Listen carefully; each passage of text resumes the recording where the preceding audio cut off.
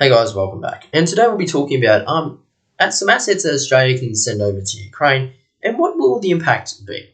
So currently Australia is going through a really interesting time period where we're transitioning from one strategy and one lot of older vehicles to a lot of newer vehicles and different doctrine tactics. So currently we are buying some M1A2s, 72 of them to be precise, in replacement of our current M1A1s. We are buying Boxer reconnaissance vehicles to replace our aging ASLAVs, and we are buying 129 IFVs to replace our M113 armoured personnel carriers. So all this has a lot of help for Ukraine. You see, we'll start with the M1. The M1 Abrams offers just more tanks, right? That's something Ukraine needs at the moment. They need a lot more armoured vehicles, and they need a lot more armoured capacity to be able to maintain any offensive against Russia. And the thing is, these M1 Abrams would be very vital to Ukraine in a lot of regards. It would be very beneficial for them to receive them, and since we are replacing them with 72 newer and more advanced models, it would make sense that Ukraine would receive these ones.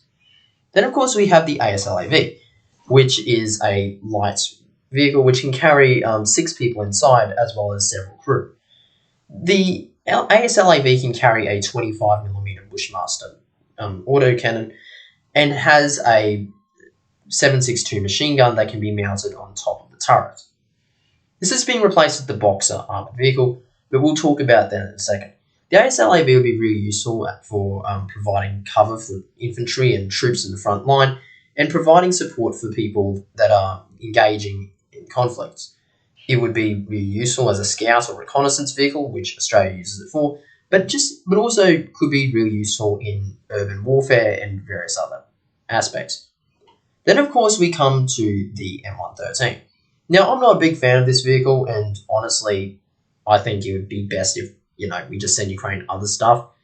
But ultimately, it is something that should be considered because more M113s is useful, and it does help Ukraine out.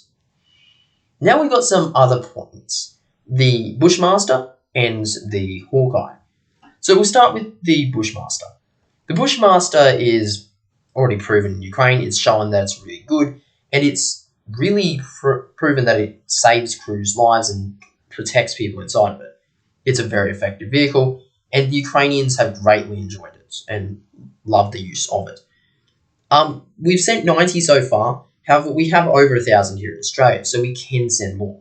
Another thing with it is that we're also opening up production for them again. So the government was looking at buying more to replace the ones that have already been built and sent over. But I think it would be quite logical to buy a surplus amount so we get more, and then we can send those ones to Ukraine as well.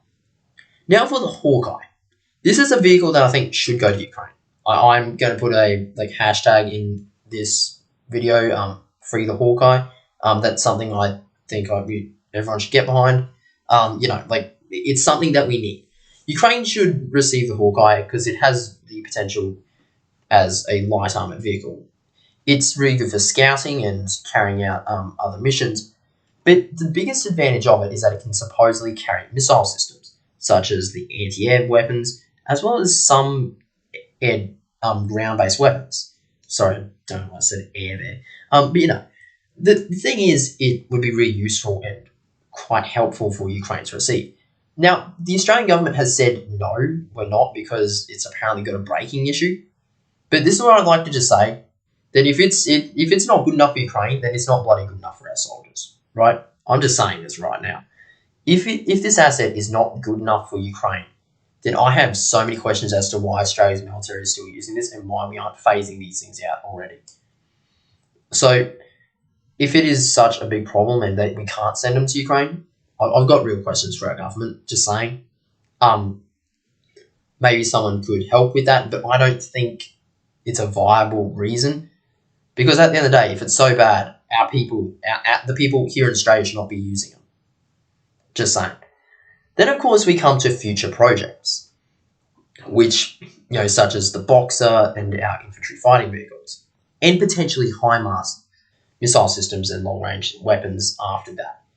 That would be in about next 5 or so years, or 10 years, if the war's still going on by then. Hopefully, by that time period, Ukraine's won. That's all I can say.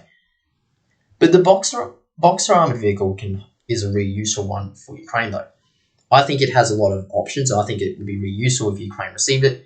It holds a 30mm main gun and can hold a similar amount of people to the ASLAV.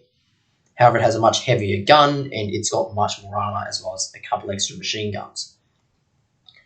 That we could build a surplus of these as Rheinmetall, the German group that make it, want to produce them here in Australia and then import them to Germany. If we're going to beef up our production capacity of said vehicle by that much, then it would be quite logical that we'd be able to build a surplus amount, send those ones to Ukraine. Then, of course, with our infantry fighting vehicles, we could send some of those to Ukraine as well, which I believe is a possibility that we could build some extra ones here in Australia, send those ones over. But yeah, that's really it for now. I hope you guys enjoyed. If you did, please leave a like and subscribe. Really helps the channel, and I greatly appreciate it. I'll catch you on the next one. Thank you very much. Bye.